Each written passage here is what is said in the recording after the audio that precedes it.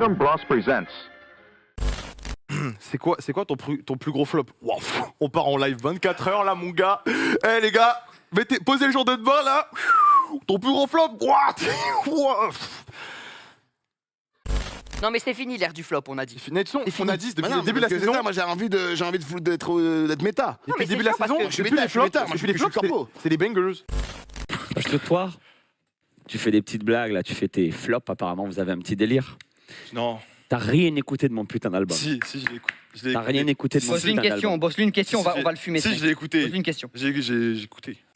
Zen est une émission Twitch créée par Maxime Biaggi en 2021 qui a explosé toutes les attentes. À l'origine, l'émission était présentée par son créateur mais également par Yes Encore, tweetos extrêmement connu qui s'est reconverti en partie sur Twitch comme de nombreux autres depuis quelques années. Le format est d'abord proche du talk show avec un ou plusieurs invités qui débattent sur des sujets et réalisent des mini-jeux / défis. On voit tout de suite un certain soin apporté à la production. Et pour cause, on retrouve au générique l'entreprise Great Production Team qui semble être la boîte de production de Maxime Biaggi, mais surtout Webedia, puisqu'on peut voir que ce sont les plateaux de la Web TV depuis disparu le stream qui font office de décor. À ce moment-là, l'émission ne rencontre pas encore un succès phénoménal. Cela fait moins d'un an que Maxime s'est vraiment lancé sur Twitch, le stream est hosté par Yas sur sa chaîne Twitch avec 55 000 abonnés, ce qui permet d'atteindre malgré tout 4500 viewers en moyenne, ce qui est vraiment pas dégueu. Sauf que rapidement, le tweetos ne se sent pas de continuer pour des raisons personnelles et il est donc remplacé par Grim Cujo,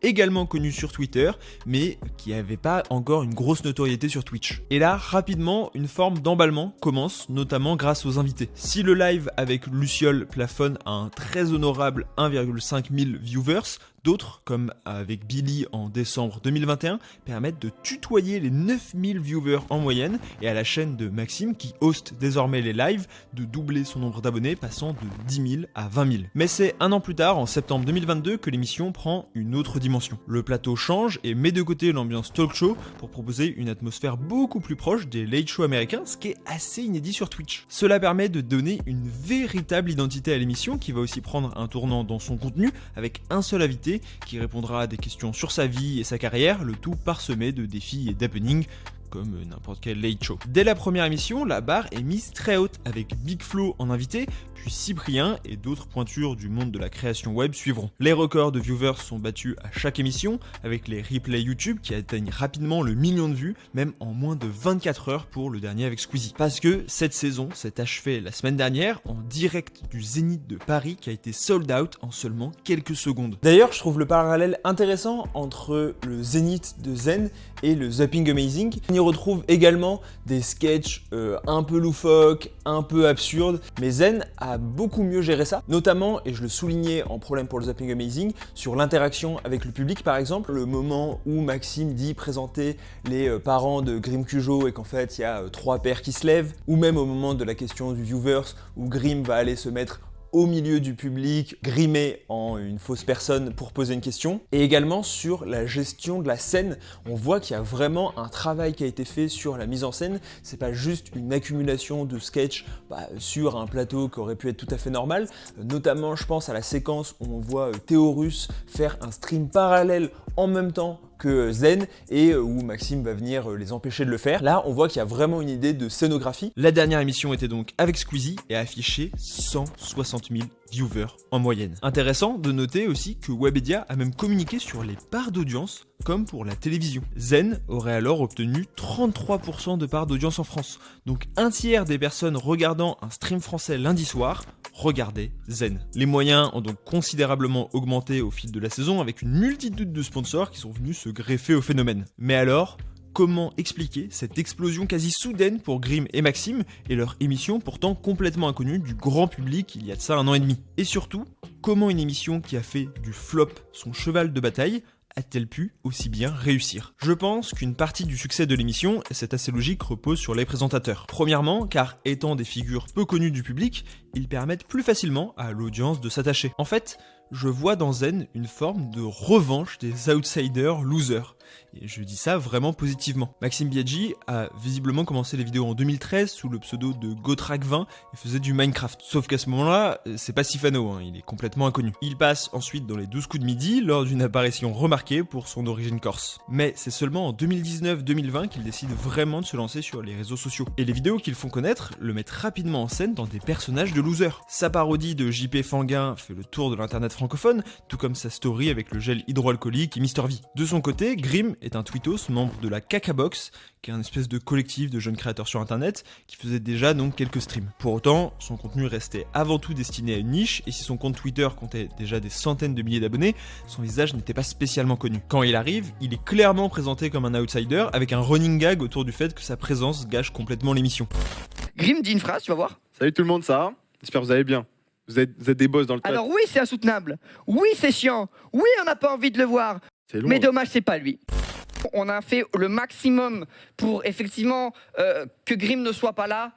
Clairement, l'autodérision est au centre du projet, rien qu'avec le nom qui est le mot nez à l'envers en référence à la partie du corps proéminente de Maxime. Il va même lui-même s'autodésigner comme un simple débilos internet lors de l'épisode final de la saison 2. Mais ce dernier insiste, à raison, il considère que Grim et lui sont avant tout acteurs avant d'être présentateurs ou autres. Malgré son aspect à l'arrache, sur lequel on reviendra, Zen est écrit, et les deux têtes d'affiche jouent clairement un rôle, en l'occurrence de loser. Pour moi, leur personnage se rapproche même, dans une certaine mesure, de l'archétype appelé Lovable Loser que Scott Sedita caractérise dans son livre The 8 Characters of Comedy, a guide to sitcom acting and writing. Il s'agit d'un personnage aux grands rêves et aux ambitions, mais qui se retrouve toujours à faire les mauvais choix et se retrouver dans des situations improbables car rien ne se passe comme prévu. Et c'est souvent ce qui est joué par Grim et Maxime lors des différents happenings. On a l'impression de suivre l'immersion de deux jeunes créateurs dans la sphère des influenceurs à qui on peut véritablement s'identifier. Ils font alors croire qu'ils se font dépasser constamment par les enjeux et les invités qu'ils reçoivent. Et c'est parfait. Ainsi, cela va placer de fait chaque invité dans une position de supériorité vis-à-vis des présentateurs, présentés, encore une fois, comme des losers. Chaque situation embarrassante ne sera donc pas vécue comme une humiliation pour ce dernier, comme c'est trop souvent le risque dans ce genre d'émission, mais au contraire, comme un moment gênant pour Grim et Maxime, dont les personnages sont dénués de quelconque cynisme. Et c'est ce qui va permettre de mettre en lumière les célébrités interviewées, y compris certaines comme Kev Adams ou le Situation, qui de prime abord sont quasiment en terrain hostile sur Twitch, mais vont être valorisés par le profil des personnages de Grim et Maxime. Ce qui est bien mieux que si des figures déjà en place, comme McFly et Carlito par exemple, dirigeaient le projet. Surtout qu'au fur et à mesure des émissions, on voit ce duo de losers ou outsiders réussir dans leur quête. L'idée de la narration avec un livre retraçant leur histoire pour le Zénith n'est pas si incongrue, car d'un point de vue narratif, on a presque l'impression d'assister à un parcours du héros. Donc de ce point de vue, que ce soit les personnages attachants ou leur histoire, Zen parvient à accrocher l'audience grâce aux caractéristiques de Grim et Maxime qui sont vus un peu comme des outsiders et qui sont probablement les personnages préférés d'internet. D'ailleurs, n'hésitez pas à me dire vous ce que vous pensez de Zen. Est-ce que vous connaissez Zen? Mais si c'est le cas, est-ce que vous trouvez ça malaisant, gênant, que vous regardez uniquement parce que il y a des influenceurs que vous aimez bien et donc vous avez envie d'en connaître un peu plus sur eux? Ou alors est-ce que vous êtes des fans inconditionnels? Et si oui, pourquoi? Est-ce que certains éléments que j'ai avancés dans cette vidéo peuvent l'expliquer? Personnellement, je trouve ça assez sympa. Je vais pas dire que je suis un grand fan, je regarde quasiment jamais en direct, mais je me matais très régulièrement les replays YouTube avant de tous les mater pour cette vidéo. Les happenings sont toujours bien pensés et bien amenés et bien produits, et je pense qu'actuellement ça fait partie d'une des meilleures émissions d'internet. La raison principale qui fait le succès de l'émission pour moi se trouve ailleurs, et tient dans son dispositif qui trouve une résonance toute particulière dans l'internet actuel. De prime abord, comme je l'ai souligné plus tôt, on a une production digne des grosses émissions d'internet. En ce moment, on le sait, les formats extrêmement produits marchent très bien, que ce soit sur YouTube où Squeezie bat sûrement toutes les 2 semaines des records de budget de prod, ou sur Twitch avec des émissions comme Popcorn qui n'ont pas grand chose à envier aux dispositifs télévisuels traditionnels. Ça, c'est évidemment sans parler des événements plus larges comme le Loup-garou géant d'Inox Tag ou autre GP Explorer. Dans Zen, on retrouve ces moyens avec une multicam, des oreillettes, des micros, des décors pour les happenings, des jingles, bref, tout d'une émission télé, ou presque. En effet, Maxime va régulièrement mettre en avant le côté cheap et à l'arrache fin ou pas du show. Que ce soit la clim qui fait des siennes, la régie qui dit et fait n'importe quoi, le manque de budget pour un happening, ou même les fameux problèmes de micro qui sont l'occasion de faire des blagues, tout est fait pour créer cette atmosphère homemade si chère à internet. Même si aujourd'hui on peut dire que la création web elle a changé, son ADN reste pour moi fortement lié à un côté plus à l'arrache que la télévision, voire plus de l'impro. Zen apparaît comme un juste milieu idéal pour attirer un grand public friand de contenu très produit, mais maintenir un lien fort avec le cœur de la création web pour garder en authenticité et éviter de devenir trop lisse. Surtout que les stars de l'émission restent les invités,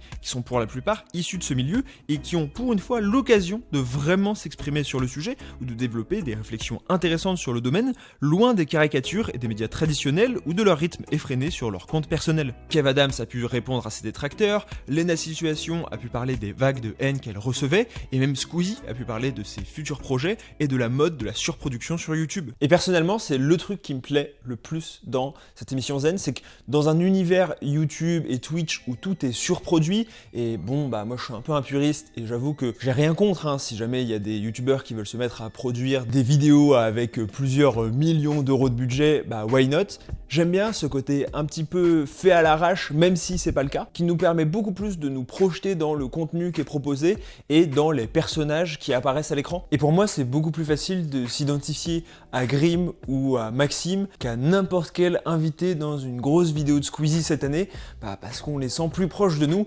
aussi par ce côté un petit peu loser, outsider. Mais évidemment, j'aurais pas pu faire une analyse du succès de Zen sans aborder la question de l'humour. Et pour moi, encore une fois, on a le droit à un humour totalement ancré dans son médium. Une bonne partie des blagues sont des références, que ce soit à du contenu produit par l'invité ou simplement des mèmes ou des trends qui marchent bien sur internet. Cette surabondance de blagues sous forme de références est extrêmement efficace d'un point de vue cognitif. Dans le livre Inside Jokes, Using Humor to Reverse Engineer the Mind, les auteurs se sont intéressés aux mécanismes cognitifs à l'œuvre lorsque l'on rigole à une vanne. Ils expliquent que la théorie cognitive évolutionniste considère que comprendre une blague procure une sensation similaire à celle de résoudre une énigme. Dans les deux cas, il y a une énigme ou une incongruité à résoudre, mais les émotions qui en découlent diffèrent. La résolution d'une énigme procure de la satisfaction, alors qu'on rit en réaction à une blague. Mais dans les deux cas, il y a une forme de tension de la situation qui se dissipe. L'usage de références que le spectateur va devoir décoder renforce cette sensation agréable pour le cerveau à chaque blague. Et surtout, les études suggèrent que plus une blague est complexe à comprendre, plus elle est considérée comme drôle. Une recherche intitulée The Complexity of Jokes is Limited by Cognitive Constraints on Mentalizing suggère qu'il y a une corrélation positive entre la complexité mentalisante d'une blague et son appréciation subjective. Zen va complètement dedans, avec la fameuse séquence où ils refont tous les mèmes de Mr V ou le moment quand ils recréent l'instant de malaise entre Redouane Arjan et Kev Adams. C'est particulièrement plaisant pour l'audience qui arrive à décoder ces mèmes, ces références et arrive à en rire, d'autant plus car parfois ces références sont un petit peu obscures, au risque parfois d'aller trop loin. Lors du Zénith, la blague avec Théorus qui fait caca devant Gemini Man était visiblement trop de niche pour le public et les participants. Ils ont dû expliquer la référence et donc toute la sensation cognitive associée à la résolution de cette référence tombe à l'eau, comme la blague. La difficulté sur les blagues avec ref également, c'est qu'il faut que l'audience, le public ait la référence, donc il faut que ça soit un mème dont on s'assure qu'il a eu une portée assez large pour toucher le public de Zen qui est devenu assez large. Autant quand c'était de niche, tout le monde avait un peu les mêmes rêves vu que c'était la même communauté, mais quand vous touchez 1 million de personnes, c'est plus difficile, mais aussi pour que l'invité ait la référence. Et en l'occurrence, vu qu'ils invitent de plus en plus de célébrités d'internet, mais pas que, le risque c'est qu'ils soient complètement passés à côté des mêmes, et donc qu'ils ne comprennent même pas la ref ou la blague qui est faite. Surtout que, et ça pour le coup c'est plutôt un bon point, mais c'est un point sur lequel il va falloir qu'ils fassent très attention, Zen commence également à s'auto-référencer. Au Zénith, on a vu énormément de refs à d'anciennes émissions ou à d'anciens personnages de Zen, ce qui du coup a provoqué une stimulation cognitive extrêmement plaisante pour les fans de l'émission, mais pour les néophytes qui regardaient juste vite fait pour Squeezie, ils sont probablement complètement passés à côté. Et c'est vrai que dans ces moments-là, quand on se sent extérieur à une inside joke, c'est pas le sentiment le plus agréable. Au contraire, ça peut même faire l'effet inverse où on se sent un petit peu à part et donc repoussé par le programme qu'on regarde. Il y a les chaussures de Skyheart. Elles sont là, regarde, elles sont là. Elles sont là, c'est une dinguerie. J'aimerais tant avoir la rêve pour rigoler avec vous.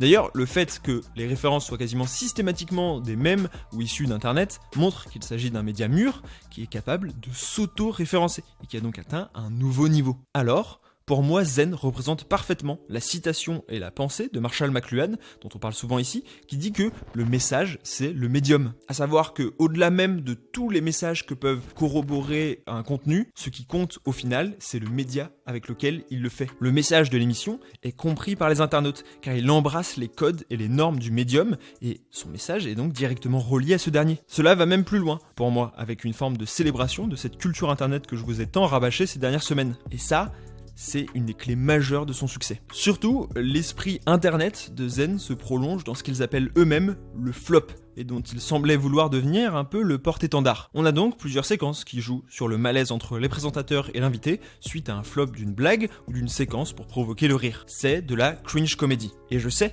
que Maxime Biaggi n'a pas apprécié qu'un journaliste le contacte spécifiquement à ce sujet, défendant que Zen reposait uniquement sur de l'absurde comme The Office. Mais je vais être obligé d'être en désaccord avec lui sur ce point. Oui, il y a une différence fondamentale entre l'humour qui repose sur le malaise et l'humour absurde. Et oui, Zen n'est pas uniquement composé d'humour basé sur le flop, je dirais même qu'il représente une minorité des vannes. Pour autant, le renier me semble incohérent. La plupart des happenings reposent sur l'humour absurde, avec des situations incongrues, des références et beaucoup de second degré comme on l'a vu. Mais à chaque fois que Grimm fait une blague qui flop, et ça arrive assez souvent pour qu'un segment de l'émission soit renommé en cet honneur, c'est de la pure cringe comédie. On a la même dynamique que dans certaines scènes de The Office, avec les différents acteurs qui regardent la caméra pour esquiver une situation gênante. Dans le livre Cringeworthy, A Theory of Awkwardness, l'auteur explique que si on apprécie autant ces séquences humoristiques, pourtant difficiles à surmonter en temps normal, c'est parce que ça repose sur les mêmes principes qu'un film d'horreur. On aime ressentir le danger et plus généralement des sensations désagréables dans un environnement qu'on sait contrôler et limiter. Ça rejoint la théorie de l'humour sur les violations bénignes dont j'avais parlé dans ma vidéo sur Astérix Mission Cléopâtre. Le livre qui parle de cringe comedy va même plus loin en expliquant qu'une forme de catharsis s'exerce lorsque l'on voit des personnages auxquels on s'identifie subir un malaise et c'est ce qui nous ferait du bien. À ce titre, la forte identification de Grimm et Maxime, que j'ai souligné plus tôt, abonde dans ce sens. Et c'est pour ça que pour moi, pour comprendre le cœur, l'essence du succès de Zen, il faut comprendre tout ce délire autour du flop qui est notamment issu de Twitter et dont ils ont su vraiment s'accaparer tous les points positifs. Ça permet de les positionner en tant qu'outsider, en tant que loser, ce qui offre un positionnement extrêmement intéressant, notamment vis-à-vis des invités, mais aussi vis-à-vis des blagues qui sont faites. Et ça leur offre aussi un positionnement intéressant vis-à-vis du public, en les mettant dans une position où on a envie de les voir réussir parce qu'ils se montrent comme des gens qui n'arrêtent pas de flop. Et donc pour moi, elle est là, la vérité derrière le flop de Zen, elle est en fait sa plus grande arme. Et elle le rend surtout quasiment inattaquable, parce que même si jamais vous voulez pointer du doigt un happening qui n'a pas marché ou une blague qui a floppé, et bah l'émission l'a déjà anticipé et l'a déjà intégré dans sa diégèse et dans son déroulé. Et quand on sait à quel point chaque clip Twitch peut devenir viral et tout le monde peut s'en moquer rapidement et peut faire changer la tendance du public sur l'avis qu'il porte sur une émission, et bah avoir anticipé ça en proclamant un flop constant, et bah c'est quasiment du génie. Et pour moi, donc, le flop représente une partie de l'essence de Zen. Il représente les caractéristiques loser-outsider des personnages joués par Grimm et Maxime. Il représente cet esprit internet un peu cheap, donnant l'impression que tout est fait à l'arrache alors qu'on a affaire à une émission super produite et écrite à l'avance. Il représente toute une frange d'internet, notamment en vogue sur Twitter, dont c'est devenu quasiment un signe distinctif. Il représente l'humour de Zen, qui ne fait pas mouche à chaque fois, mais qui ne cesse de se relever pour réessayer avec une nouvelle blague dans la seconde qui suit. Et le succès du show, qui rend quasi oxymorique cette mise en avant du flop, rend encore plus drôle et plus attractif tout ce phénomène. Je pense qu'on a assisté et qu'on assiste à une émission qui marquera la petite histoire de la création web en France, au moins pour les prochaines années. Est-ce que c'est bon pour vous?